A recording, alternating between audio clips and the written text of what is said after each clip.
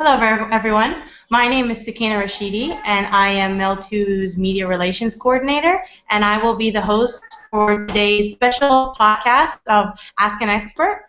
And I am very, very happy to be introducing someone from the real estate sector. And Louis, would you like to introduce yourself? Okay, so hi, my name is Louis.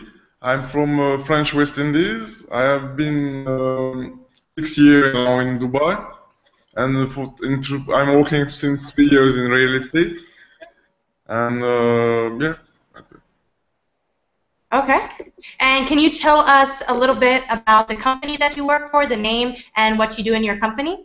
Okay, so I'm working for the Glen Properties, and it's a very big real estate company in Dubai because it's one of the more agents. There are 60, and the CEO is a Saudi national, but he's born and raised in UK, and yeah, that's about it. Okay, so um, now that we have a little bit of background about you and driven properties, let us move to our questions. And the first question that I have for you is an agent necessary to rent an apartment in Dubai? And can I rent something directly from an owner? Yeah, so definitely you can rent a property from a landlord directly, but obviously you will limit your choice because it's difficult for you to go and out and try to get a landlord and then make the paperwork, and you will have to do all by yourself. So it's more easy to just call an agent, tell him what you need, and then he will look for it and then offer you like multiple options and take care of the paperwork. Right. And can you talk a little bit more in detail about, I guess, the pros and the cons of each process? So you were saying about finding a landlord. What could be the positives of finding a landlord on your own? Yeah, the only positive will be that you are saving a bit of money because obviously you will not pay agency fees, but you will spend maybe like a lot of time because obviously you work. So extra hours after you work, you will have to go out and try to find a landlord. This takes us a lot of time. So normally we are doing it for you. This is why we are charging some fees. And so this will be the only advantage if you go out and find a landlord. It's only like saving a couple of dirhams. And the advantage of getting through an agent will be like, first of all, you don't have to do anything. You just go for the viewing and then tell him if you like the apartment or not. Secondly, we have a lot of choice because all day long our job is to find new properties to offer to our clients. Third will be you have all your paperwork done, so you just have to come and sign your contract. Everything will be handed over to you. He will organize the cleaning of the property. He will organize, even you moving in, he can advise you which companies that you will use to move in. He will set up also your paperwork, your application, Ijari, the registration with the government. So yeah, there is a lot of things that the agent will take care of that will save you a lot of time. And how long on average does it take Driven Properties to find, so for example, if I were to come to Driven Properties looking for an apartment or a home, how long on average would it take you guys to find a possible home for me? Average will be 2-3 days, and some people they will take a month because they need special products, so they will take the time to really compare a lot of properties. Some people it will take 5 minutes because they just need some stuff that the agent will first sell some property. He will show him like 2 properties and he will say, okay, this is what I need because the future what I asked is here, and he will go for this property. So yeah, there is no really time. Sometimes it's quick, sometimes it take longer, depend of the client. Okay, excellent. So my next question is, what should I expect to pay in agent fees and rental deposit? How is the rent paid? In monthly checks, or how does that work? Okay, so normally in Dubai, there is no really regulation on how many checks you should pay or how much you should pay. So it really depends on the landlord. Some landlords, they will say, okay, for my apartment, I would like to have a lower price, but in one check. Some will say, okay, I will maximize my return. I will go 12 checks, but obviously they will be the rent will be a bit more expensive. So normally they always go for 1 or 2 checks, but some people can go up to 12 checks. And the alternative is like also like I know in the bank they offer like a kind of loan special for the people who pay in 1 checks. So basically the bank will give you the complete money of the rent, so you pay in 1 check, and then you refund the bank with a very small interest. And yeah, some people like accept 2, 3, 4 checks. Yeah, there is no rules. For the agency fees is 5% of the rental amount, and for the security deposit, which is refundable at the end of the rent, it's 5% for unfurnished apartments and 10% for a furnished apartment. Okay, excellent. Moving on to our next question. Is there any room? I'm sorry, what was that? Do you have a question?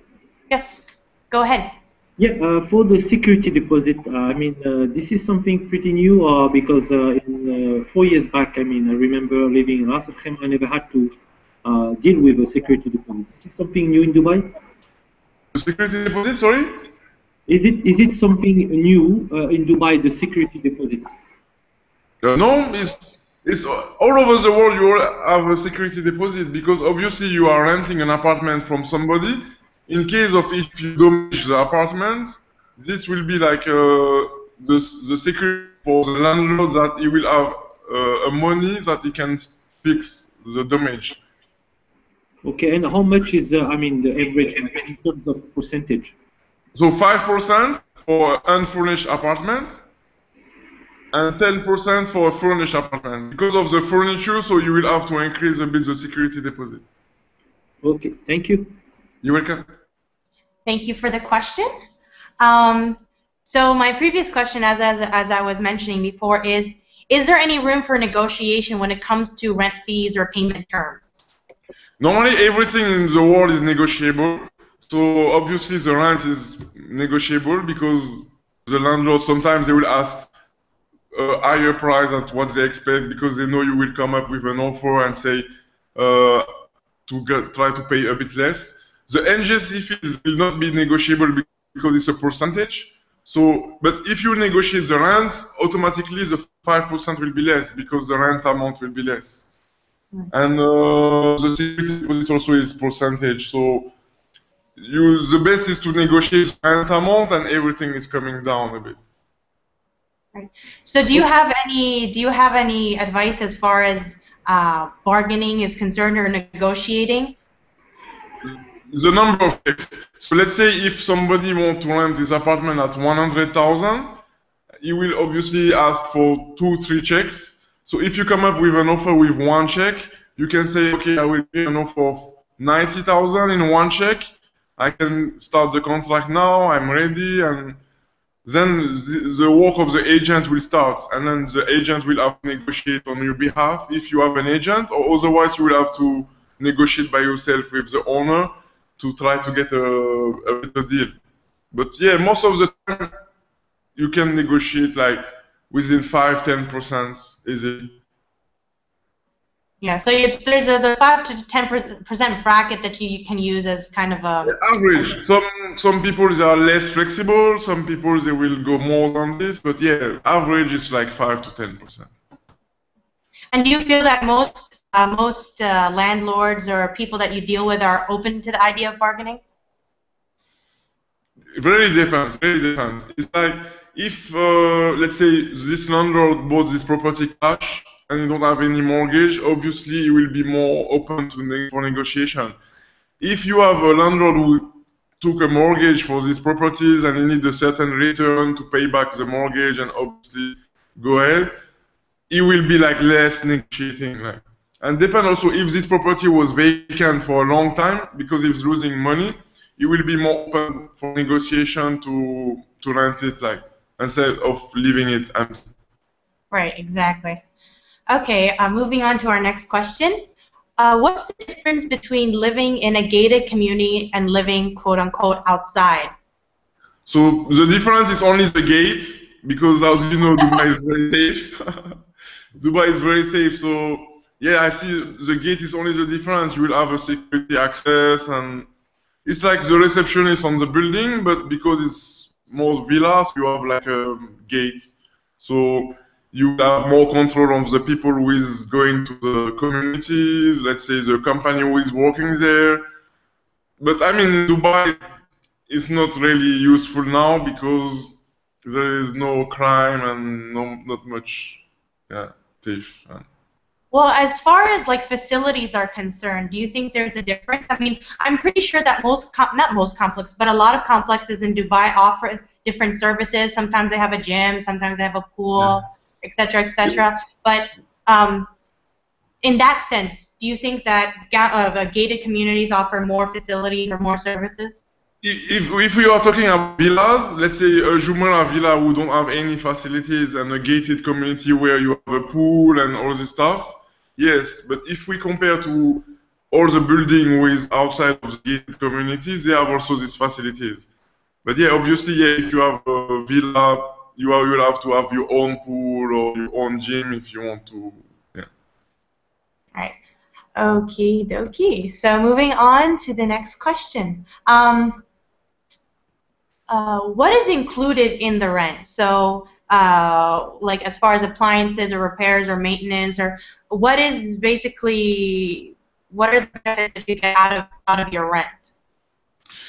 So depend of the location. So some location you will have the AC, including in the rent.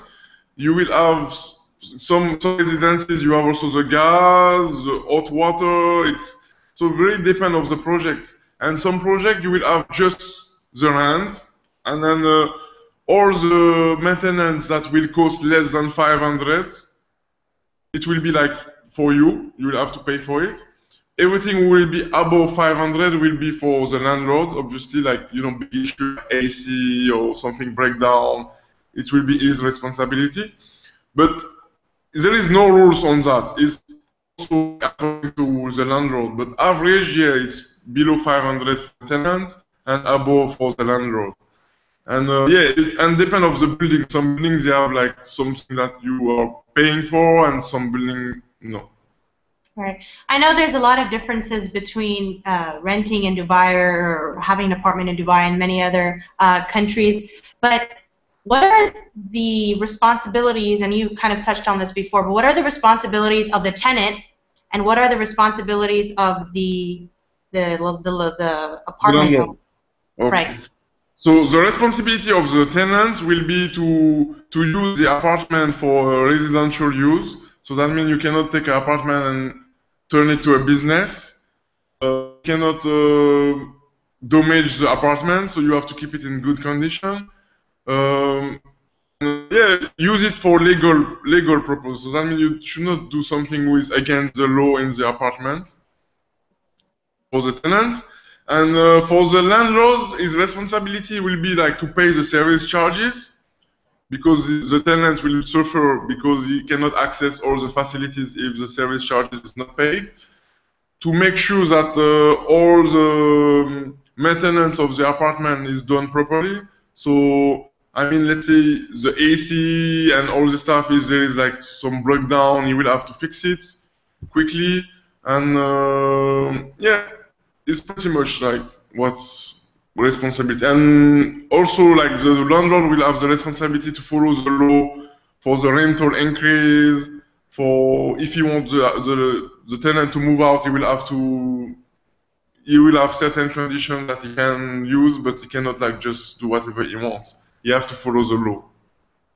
I've actually been led to believe that a lot of responsibility falls on the tenant to fix things. So if something breaks down in the apartment or the home, then the tenant is still responsible. Is that true? And in what cases is it not true? It will be on your contracts. So I will advise to read properly the tenancy contract, and every tenancy contract will not have clearly state that who is responsible for what.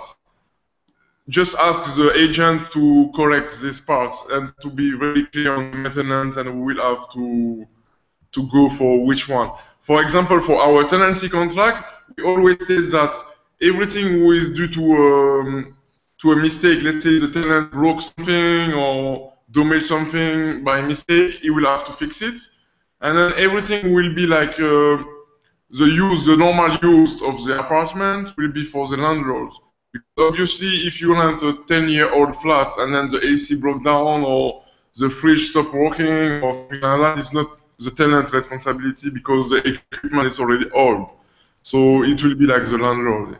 But it should be like clearly stated on the contract, so both parties agree and everything will go fine.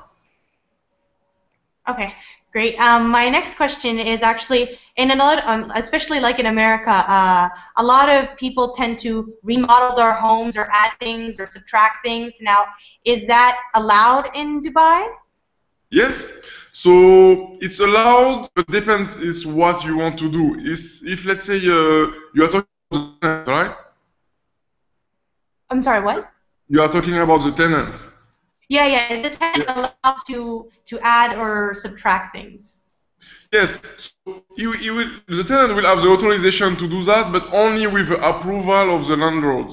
Because obviously it's still the property of the landlord, so he will just ask, let's say I want to paint this wall in blue, can I do it? Most of the time the landlord will say, okay, you can paint it in blue, but when you give me back the apartment, you will have to put it back in the original condition because obviously not everybody like blue, and then so more standard color. And, But when it comes as far as now with the apartments, it's not necessarily the case. But for example, like a villa, like if you were to build some kind of thing in the backyard, for example, is that okay?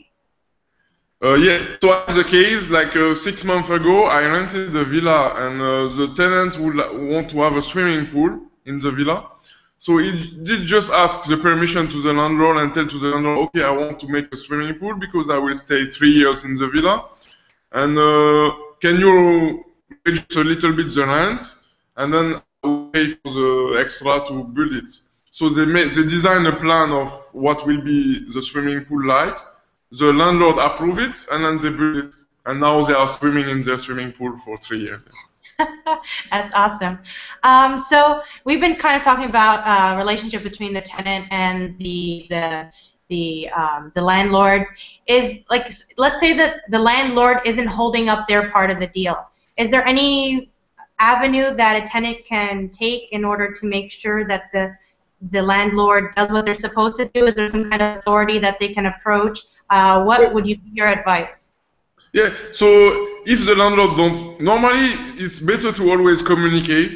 So because it's always a problem of communication, most or like let's say 90% of the case, they don't agree. So just try to communicate. If the landlord is very he don't want to understand and he is very on his way, you can go to the land department. They have a department special for that, the rental committee, and they are very helpful. I mean, they will also open trying to make a mediator, and they will bring the landlord and you, and they will try to find an agreement. If still doesn't go through, then you have always the legal way. But this is like one case on 100 because most of the time they solve it way before that. So do you think that the land committee tends to solve the problems that they encounter? Yeah, they can solve a lot of problems because obviously it's the government and they will have more impact on the landlord decision because one government officer who is telling you no, you are not right because of that and because of that, most of the people they will listen and then they will come to reason. Alhamdulillah, it's very nice to hear that. Okay. My next question for you is, so obviously a lot of the community that are living in Dubai are expat, and what are I'd say the biggest problems that the expats tend to have when it comes to renting apartments, and what kind of advice can you give them to kind of ease the process, especially when you're coming from a totally different culture? It's one thing moving from one place in the UAE to, let's say, Dubai, but coming from a completely different country to the UAE. Um, it's a tricky one. So yeah, my advice will be like to really state what they want, what they're looking for. Let's say the number of rooms that they need, the space of they need. Set up a budget if the company is paying for the rent or how much they want to pay for the rent. Once it's done, just like call some agency and register themselves as they are looking for this kind of property, this with these details, and then the agent will offer them like a range of apartments that will suit their needs, and it will be like very more easy, like for them to find a house. Otherwise, yeah, if they go, or they can also go online, but it will take a lot of time to find a house and or. So yeah. And what do you think? The kind of what kind of, because you know there are a lot of dangers when you kind of go apartment hunting, as you said, on your own. And what are the things that you know kind of a red flag for people who are searching for apartments? Okay, yeah. So this is a very good one because a lot of people get trapped on this. So the first things will be like to never ever pay any deposit without a receipt from a real estate agency, and never put, let's say, if it's a check, never put the checks on the name of the real estate company, because the name on the check should be the name of the landlord by law. Any real estate company is not allowed to cash any rental checks. If the agents just tell you, no, put it on my name or on the name of my company, just refuse it. This is like something can be not clear. And just ask the agent to check the title deed of the property. If you feel like not comfortable, you can even go to the land department and ask if this title deed is valid. They will be more happy to tell you if it's really the owner of this property. And yeah, that's pretty much. Make sure you get all your receipts and make sure that the checks will be on the name of the landlord. Yeah, it's really important to be able to avoid these kind of scams because I'm sure that there are many scams and people trying to scam you in Dubai. So especially as somebody who's new to the country, you definitely want to be able to avoid any issues because you know you'll obviously kind of be dealing with a culture shock. So then you don't want to be dealing with more issues, especially scamming. So. Yeah, of course, and also like home is like one big budget. So if you arrive and you get scammed with the rental money, you can be in a bad situation where you don't have any place to live and you don't have money also to find a new one. Yeah. So yeah, just be careful of the paper and then everything will go fine. Inshallah. So are there any other tips that come to mind when you think about renting in Dubai that you'd like to convey to our audience members? I mean, we spoke about like almost everything. I don't see like any other tips that I can give. Let's ask our other audience members. Is there anything else that you feel we left out? Yes, we have a question. What is the role of the agents after the initial finding and renting the apartment? So, if I have a problem with the landlord, will the agent step in and try to resolve the dispute, etc.? So it depends of the agents. Some agents, they will be like, just find you a place and they will just disappear. Some agents, they will want to, like, they are handling this property and they will be the one taking care of this unit for like a lot of time, and they will be your point of contact with the landlord. So yeah, definitely they can help you with the process of like if there is an issue or whatever. You will, but this unfortunately you will know it only when you will need it. You know, you cannot know which kind of agent you are dealing with in the beginning. But yeah, most of them they will want to help. Thank you. Also, the other question I have, because I've heard very recently that the rents in Dubai go up very frequently. So what should we expect? Let's say we are just moving to Dubai, we're new. What should we expect for a rent increase after the first year? So the land department have a rental index calculator. So that means they are like assessing all the property in Dubai, and they will release like a price, a market price for those units. So you can go on the land department website and then enter your city where you live, how many bedroom, and how much you are paying. And this rental calculator will give you how much the rental increase you are entitled to. But the maximum will be 20% in the worst case. Okay. So what do you do if you cannot pay 20% increase? Because let's say you are paying 100,000 rent and you have to pay 20,000 more the next year. Your salary doesn't increase that much. So yeah, the solution will be you have two choices. The first choice will be like, because your landlord is a human, you can just talk to him and explain him the situation. You can tell him like, okay, I'm very short, I really like this apartment, and can we find out something in the middle where I can feel comfortable with and where you can feel comfortable with? And at the end, you know, they are human, they understand, and they will not go like for the 20%. If you find a landlord that will say, no, I want my 20%, I want my 20%, then your only choice will be to find a property cheaper. So change area, let's say go to a more affordable area in Dubai so you can get the same size of apartment but for cheaper price. I think you bring up a really good point that I think a lot of people or a lot of tenants might see the landlord as the enemy. Yeah. And it's not necessarily the case. Obviously, like, as a landlord has to get something out of renting to you, but you know, like you said, he is a human being, and I'm sure that there are many people who will be open to not necessarily, like you said, the full 20% increase, but something in between. Yeah, of course. Most of the time they agreed with. The only thing that people have to understand that, let's say a landlord spend 2 million in a properties, he's expecting to get his money back. Sometimes they have loan to pay.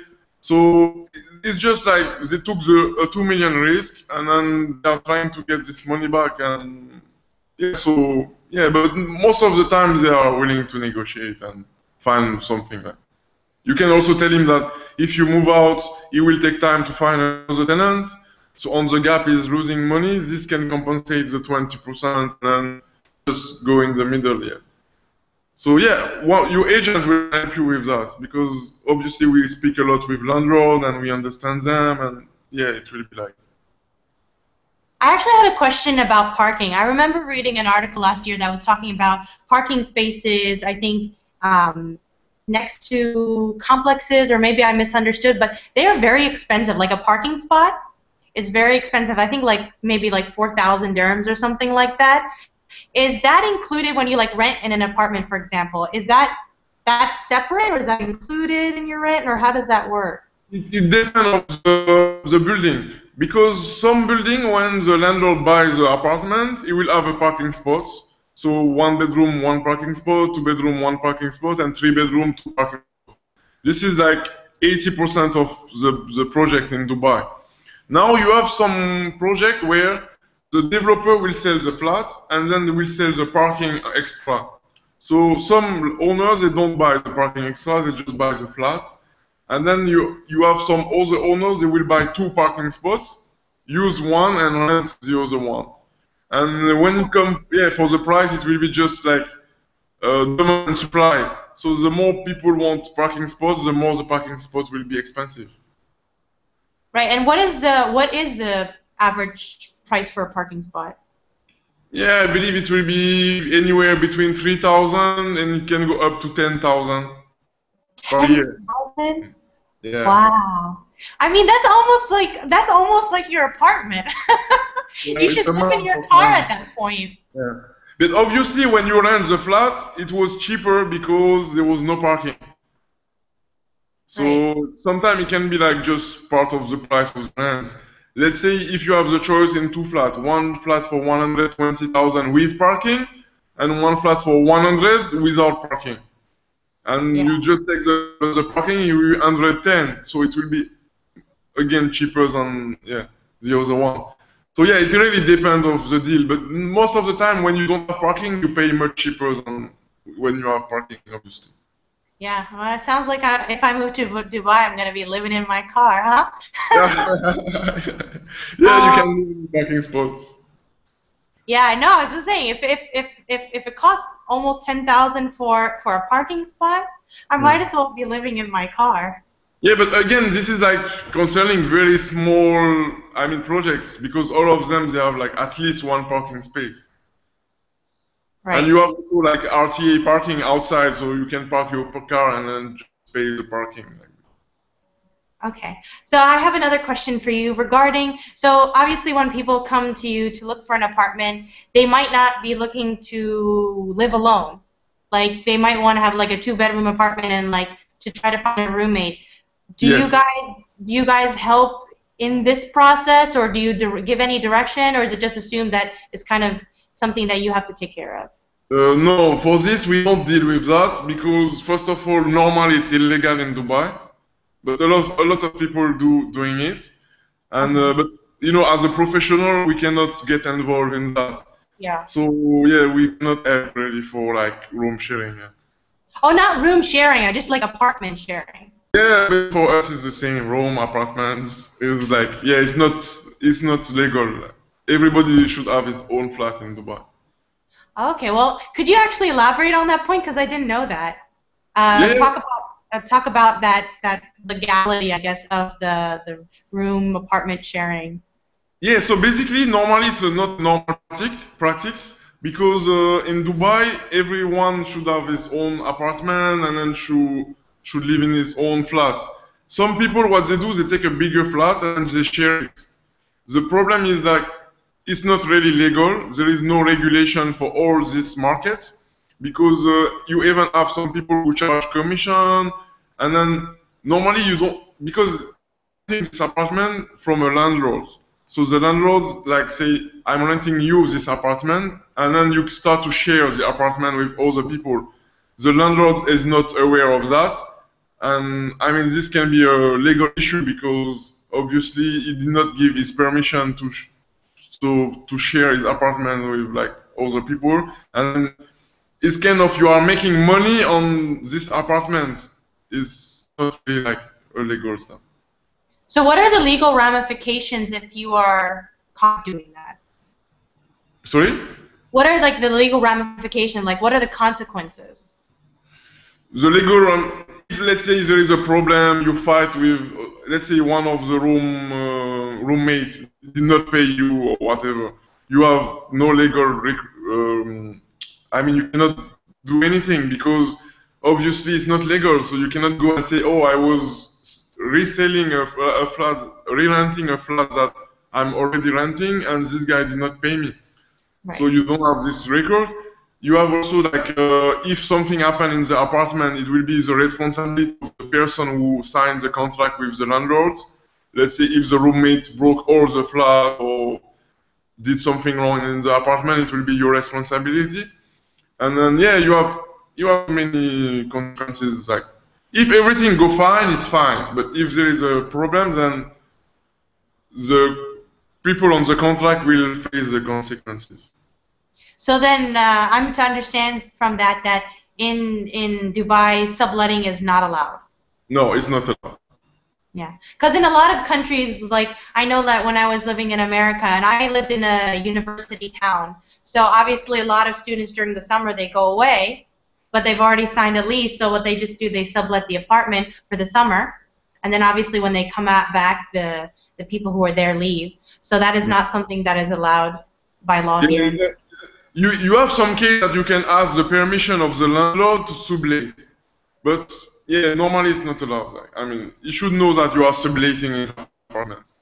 Yeah, I'm going to ask you a few, one or two questions, Louis, to shed some light on this issue. Let's say because we have a lot of expatriates from the UK, from America coming here, obviously, and I mean coming to the UAE and start working. And for example, I have a few friends that are in couples but not married.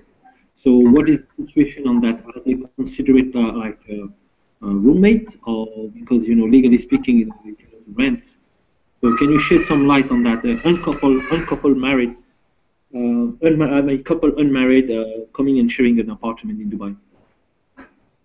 Yeah, for this, I'm not really the good person to answer this question, to be honest, because I know there is some people who do that, and then I'm knocking all the door to check if they are married or if they are not.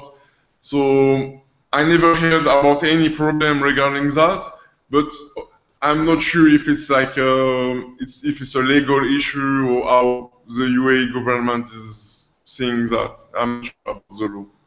Okay. Another quick one. You know, Airbnb, you know, trying to push a lot here, especially in the UAE now. You see a lot of people sharing the space, short-term staying and short-term renting. Yeah. How's the situation in regards to the real estate agent now in terms of how could they come up with product that could compete with Airbnb in this sense? Okay, for the rental, like we have a department in our company who is taking care of the short-term rental, and basically it's like it's kind of different business. It's like more like hotel apartments. So even if the apartment is in a residential tower, it will be short-term, it will be fully furnished, and it will be like a hotel apartment. So yeah, but we do have some specialized agent who is working only on short term, and he's doing very well because a lot of tourists is coming to Dubai. But again, this is a different kind of trade license, so it really is like more touristic part of the real estate. Last one for our listener basically. What do you enjoy most doing, a rental or selling house? Obviously. It's both of them, but it's very two different approach. On the rental part, it will be nice because you will like more have connection with your clients because obviously they are looking for the house to live, and it will be more friendly environment. When it comes to rent to sales, it will be a very more professional approach because obviously people will spend most of the time the lifetime saving in the property, so you will have to take it very seriously, and then they will have some fees that you have to take care of. Yeah, so it's both of them are the good, but yeah, it's just different approach. Seeing the uptrend in the rental and especially in the buying and selling market, do you think it's the right time to buy something in Dubai? Yeah, there is like a Chinese proverb who says the right time to put a tree was 20 years ago, and the next right time is now. So yeah, it's always kind of good time to invest in property because always at the end is a property, so you can always have a return on it, and then yeah, of course, yeah, it's always a good time to invest in property. Thanks, Louis. I give the mic to Sakina if she has to add something. Yeah, I just had a very, very different question to all the ones that we've been asking. Is you know, as we have a lot of expatriates, as I mentioned before, and a lot of them have pets. And I was wondering, what are the restrictions on pets, and what do a lot of complexes allow for pets, and what the size or the kind? Can you kind of shed some light on that? Yeah, so if you want to put a cow in a pan, it will be difficult. But for a dog, yeah, normally it's okay. I mean, before there was some issue because not a lot of people had pets at this time, and people was like, oh, it's a pet, and it was weird. But now a lot of people get dogs and cats, and yeah, everybody's fine with that. They have only certain rules that you should respect. Let's say if you have like a big dog, you don't go in the elevator with all the tenants, because they will be scared. Yeah, otherwise, yeah, it's just, yeah. Now it's accepted, and I saw a lot of people that have pets, and they are fine. Yeah, well, a lot of people don't understand in this part of the world, having a pet is not really. It's kind of the extremes. Either you have somebody who has nothing, or they have like a lion, or like, I don't know, an iguana or a parrot or something very strange. It's not like in America where you have, like you said, a dog, a cat, something like that. They have more exotic pets, so to speak. Yes, yeah, so yeah. The lion I saw in villas, but yeah, not yet in the building. I hope I will not see one soon. You've actually seen a lion in a villa? Yeah, yeah. These things only happen in Dubai, I'm telling you. Yeah, I see like monkey, lions, iguana, what else? Yeah, a lot of weird animals. Yeah. Are there any restrictions on the kind of animals? So you said like dogs and cats are okay. Yeah, dogs, cats, yeah, fish you can. But And like then, are like birds not allowed? yeah, birds, of course. A lot of people have a parrot, and yeah, it's fine because the only issue with the pet is when you go out to don't. I mean, if some people are scared of dog, so obviously you should respect the other tenant of the building, but otherwise everything is fine. Okay, thank you so much. So just to kind of wrap up, I would like you to kind of talk a little bit about the services that Driven Properties offers to their clients and how they can contact you and inshallah speak with you in the future. Okay, so the services that we are offering is we are renting, selling properties in Dubai and all over the world because we are part of the luxury portfolio. So we can kind of offer you, like if you want to buy a mansion in US or in UK, we can offer you that also as well. We can take care of your portfolio. Let's say you have 10 million worth of properties and then you want to grow this portfolio. We can take care of it. Tell you when you should sell some properties to get the return back and invest in another ones that will go up. We can rent them for you. We can take care of all the facility management. So that means basically the landlord don't have anything to deal with the tenants. He just get his money and we just take care of everything for him. We have short-term rental departments. We have, yeah, that's pretty much the services that we are offering. And how can people who want to reach out to you do that? How can they contact you? So they can call my mobile. It's like 055 333 0375. Or they can drop me an email. It's louis@drivenproperties.com. So LOUIS. And sorry, excuse me, LOUIS at drivenproperties.com. drivenproperties.com. Okay, well, thank you so much for being our guest today. Inshallah, we'll have more podcasts in the future with you. And that's all for now. Thank you so much. Thank you. It was a pleasure. Okay, take care.